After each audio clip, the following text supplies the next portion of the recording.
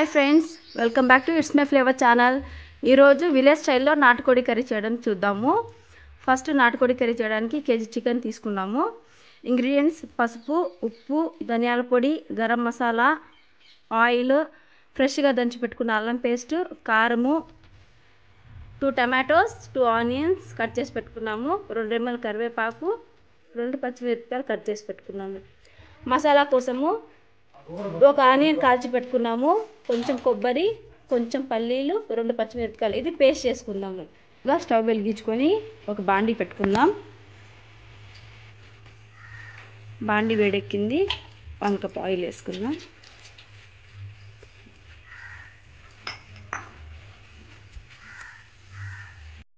Oil కాగింది. 4 లవంగాలు, కొంచెం చెక్క వేసుకుందాం. ఇప్పుడు కొంచెం ఆనియన్,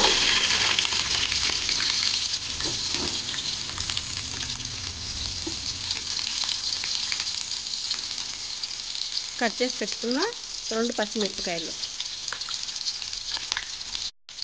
2 రెమ్మల కరివేపాకు వేసుకుందాం. ఆనియన్స్ బ్రౌన్ అయ్యేంత వరకు బాగా వేయించుకోవాలి.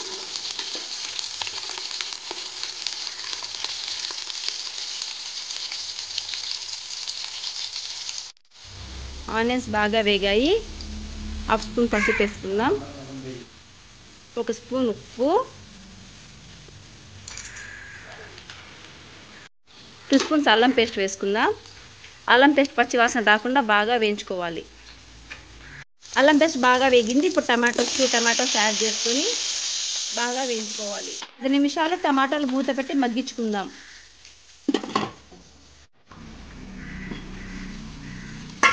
టమాటాస్ బాగా వేగాయి. ఇప్పుడు చికెన్ వేసుకుందాం.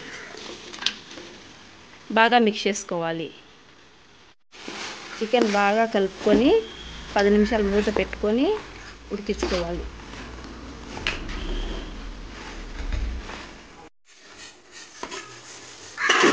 చికెన్ చూడండి బాగా ఉడికింది.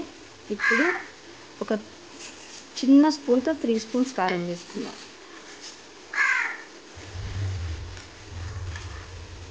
బాగా కలుపుకొని ఒక 5 మినిట్స్ వేయించుకోవాలి. కారం పచ్చి వాసన రాకుండా వేయించుకోవాలి. కారం బాగా వేగి ఆయిల్ సపరేట్ అవుతుంది చూడండి. ఇప్పుడు మనం దంచి పెట్టుకున్న మసాలా పేస్ట్ యాడ్ చేసుకుందాం. మసాలా బాగా వేగింది. ఇప్పుడు 1 స్పూన్ ధనియాల పొడి, 1 స్పూన్ గరం మసాలా వేసి కలుపుకుందాం. చికెన్ బాగా ఆయిల్లో వేగింది. ఇప్పుడు ముక్క మునిగేట్టుగా వాటర్ వేసుకొని బాయిల్ చేసుకుందాం. స్టార్టింగ్లో సాల్ట్ తక్కువ వేసాం కదా, ఇంకొక స్పూన్ సాల్ట్ యాడ్ చేసుకుందాం. తగినంత సాల్ట్ వేసుకొని మూత పెట్టుకొని బాయిల్ చేసుకోవాలి. చూడండి చికెన్ బాగా బాయిల్ అవుతుంది. ఇట్లే ముక్కలు మెత్తబడేంత వరకు వేయించుకోవాలి. కర్రీ బాగా ఉడికిపోయింది. ఫైనల్గా కొత్తిమీర వేసి స్టవ్ ఆఫ్ చేసి సర్వ్ చేసుకుందాం.